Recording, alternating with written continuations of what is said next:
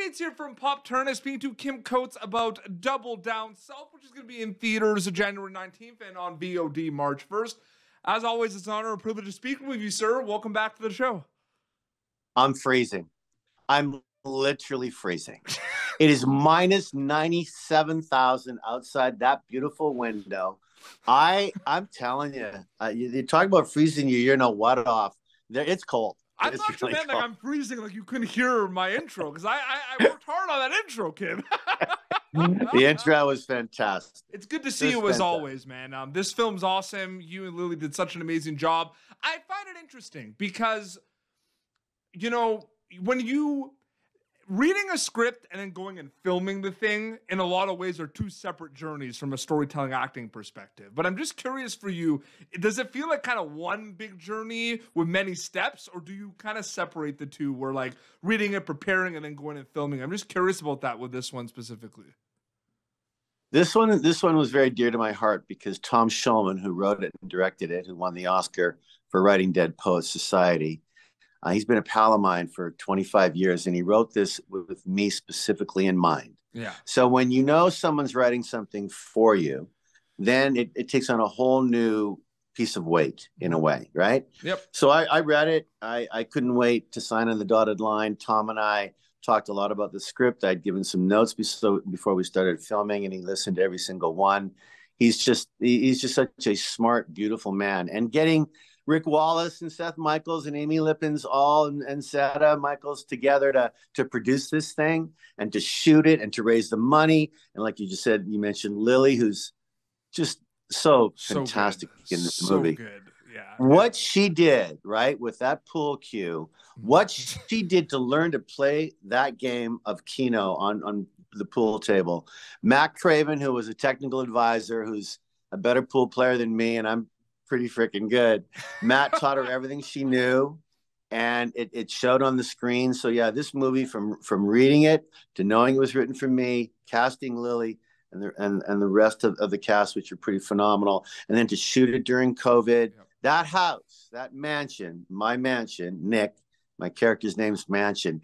It's got a character all onto itself, doesn't it? I mean, it's part of the movie, right? Well, the movie's so genre bending. Did it read like a genre bending movie? Yeah. Yeah. It read like that when you're reading the script? Because I feel like yeah, absolutely. But why limit yourself though? Like, why limit yourself? Well, exactly. And Tom, I don't think he did, right? And this, I don't know if you knew this, but did you know this is based on a true story?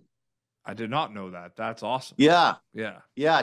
Tom, when he was growing up in Nashville, when he was 14, 15, 16, I mean, he tells the story better than I'm going to, but he went to this house of ill repute, that things were going on in this house called high stakes gambling. It was so frightening and so scary and so sexual, so everything for Tommy. He waited all this time to finally write this story, and you saw it on the screen. It's intense. This ain't no comedy. There's some funny. There's funny moments in it, but it's not. No.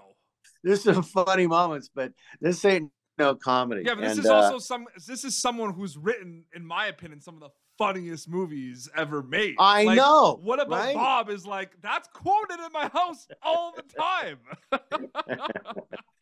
It's true. I think Tommy, it shows Tommy's talent as a writer, doesn't it? It does. When you go from drama to comedy to drama to comedy, staying in comedy, then going back to drama, and based on a real happening incident that Tom experienced himself, and then puts it onto 110 pages. We were just so fortunate to film it and find that home, and it was a lot of fun. It's interesting too, because one of the things is there's a lot of characters in this film. The thriller kind of component is my favorite component of it. There's a lot of secrets that a lot of characters have and everything, and I find it interesting because I'm wondering if you're like ever conscious of the audience member like watching this movie while you're making it. Like, oh, how are people going to like, does that ever happen? Like, how are they going to react to this? How are they going to react to this reveal? Like, does that ever happen, or does that kind of happen after you wrap? No, it happened on this movie daily. Oh, wow. I mean, I think Rick Wallace and Tom Shulman were so focused on not giving up those secrets, so focused on not having the audience try and figure out where this story is actually going till its unbelievable climax at the end of this movie, which is so shocking Yeah. They were very cognizant of that. So was the editor. So I don't know. Great question. I certainly wasn't. I was just playing my guy, and I looked up to the ADs there in Atlanta, even though we filmed it outside of Atlanta, in a small town called Madison. Beautiful little spot. But I was so happy and thrilled that we got to shoot this movie almost like a play. Mm-hmm. We didn't quite start at the beginning, but we almost did. Yeah. And we actually went through this movie because most of it's in that house, that mansion, gothic, horrifyingly scary old mansion of a house. Because most of it was in that house, we could actually afford to do that and almost shoot it like a play where we started at the beginning and ended where we ended. Yeah, absolutely. Project, I feel like I asked you this last time we talked, but I just want to kind of talk to you about this related to Double Down South. But I know a lot of your projects are separate because they're separate characters, they're separate worlds. But at some point, is there this kind of aspect where you bring stuff from Sons of Anarchy or Bad Blood to Double Down South, or are they still kind of separate journeys? I'm just curious. I don't think so. Okay. I mean, as you know this about me, you have reviewed my work for years now. Yeah. I take it very seriously. Yes. I love changing my persona. You're one of the greatest, man. You're one of the greatest. Thank you so much. It's so sweet to say. I'm an internal out actor from the inside out, meaning how does he walk? How does he talk? How does he feel? How does he breathe? Those cowboy boots that I found to play Nick in that movie, Tommy loved them so much in the costume. I was going to have like 2 different pairs of boots, maybe 3. One, I wore those for the whole film because they were so perfect, right? Yeah. 1 pair of jeans, so perfect. He's not a high style fashion queen, this guy I'm playing. So I don't know. Thank you for saying that. I take it seriously, but I didn't think at all about Tig or think at all about anything other than playing this guy. Yeah. And so, and how he talked and the accent. And I mean, I don't want to give too much away, but I have a physical impairment as well in this movie. And that was tough. I mean, Austin Chia, who did my makeup, she had to do that every day to my hand, and took a long time and a lot of blood circulation stopping and things like that. But it worked. I think it worked so well that people assumed that Kim Coates had part of his hand cut off. Yeah, and they're going to be able to kind of go see it in theaters, January 19th. You can go to doubledownself.com to find out which theaters. But I have to tell you something. I missed it. Like the pandemic, we couldn't go to the movie theaters. I missed going to the movie theaters, man. Like I missed it. Look at you. Look at the passion that's coming out of your hands. I missed it. There's nothing like it. There's something, I'm going to that. Like there's something so fun and communal and exciting about going to the movie theaters, man. I love it. It's like it feels like you're going on a roller coaster. You strap. So how do we entrap that passion that you just talked about, and continue to send it to the beautiful human beings that live in this screwed up world? Yeah. That there is nothing like the movie experience. Well, I think this film does a very good job too, because this one, has those moments, even if they're not kind of like, the big movies, like the big budgets. This has those kind of secret reveal, big screen movie moments, right? And I think it has to do with the writing. It really, truly does. Yeah. And it does have to do with the writing. But also when you see Lily and I in some of those scenes on the big screen, it's the only way I've seen it now. I haven't even seen it on my television or on my phone or anything. I've only seen it on big screens at all these festivals that we keep winning awards at. Yeah. And the reviews have been unbelievable. For me, it's the quietness and the music. Yes. And when you're in the sound is unbelievably good and crisp, and some of the scenes which are so scary. They're so, what's going to happen now on a big screen with those silences and then an owl hoots. I don't know. It's really something else. And I have to tell you something, because you mentioned my passion and everything. I get really excited and interested, and it kind of. You see it with my questions. I'm really interested in how things are. I'm a fan of the craft. I love the fact that we see this movie that is on screen that had an amazing cast, an amazing writer, amazing crew, and I want to know how we got there. You know what I mean? Because that's what excites me. You know what I mean? Because I want to know what was going through your mind. What were the conversations like? How did it look? How did it feel? That's what gets me really excited. It's incredible what storytellers do, like yourself. Like, you are creating these worlds and providing an escape. And I just wanted to say, like, it's incredible. That's why I get so excited about it, about the craft, man. Well, thanks. And we did bring it to set. We didn't allow cell phones on set. We didn't allow any, because it takes place in the early 1990s. Yeah.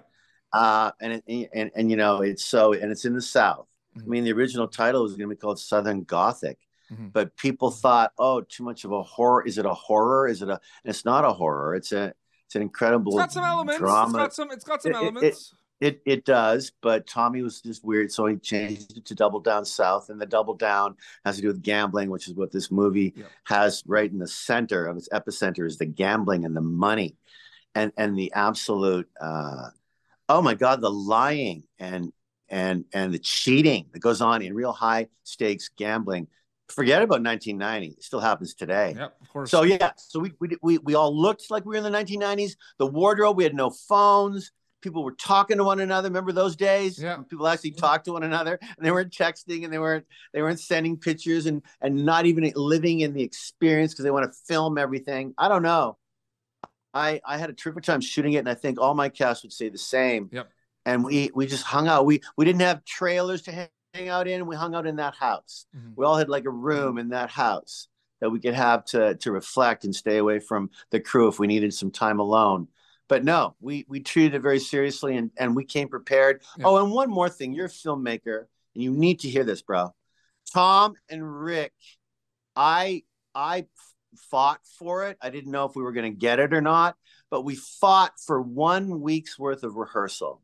We rehearsed for an entire week with the entire cast, and that week of rehearsing got rid of every single question or doubt or change or this doesn't make sense. So by the time we filmed this incredible film, I don't even know if we filmed 19 days, 20 days. Was it 21? Tom would know for sure. I don't remember. But the point is, they were full with work and full with preparation. We had no more questions. It was just, now we got to film it. It's time to go to work. We did. Yeah. And so that, right? And so the amount of time that they, even though they had to spend money on that week's rehearsal, we saved so much money in the back end and not going over or we got to add a day. No. We were right on time. We were so lucky. The weather cooperated. It was a terrific time filming this movie. Absolutely. And in theaters, January 19th. Check out the theaters. You can find it at doubledownself.com and on VOD March 1st. As always, Kim, it was an honor and privilege to speak with you. Thanks so much for coming back on the show. I really mean Petey, that. Petey, you're the best. And I wish I could talk about, I guess, something else opening in 2024. We're just not sure when. The strike kind of screwed everything up. It's a massive undertaking for Netflix. I'm not allowed to talk about it. I can't talk about my character. My publicist Ananda and Nicole are pulling their hair out. But when I can talk about it, I'm coming for you. I'm excited. I'm coming for you. Absolutely. Let's do it. It's going to be great. Awesome. Well, this has been Popternative. YouTube.com/Popternative for previous episodes. Until next time, this is Kim Coates and Petey Beats signing off. Thank you for tuning in to Popternative. Make sure to check out our past episodes of Popternative on YouTube. This has been an Autograph Communications production.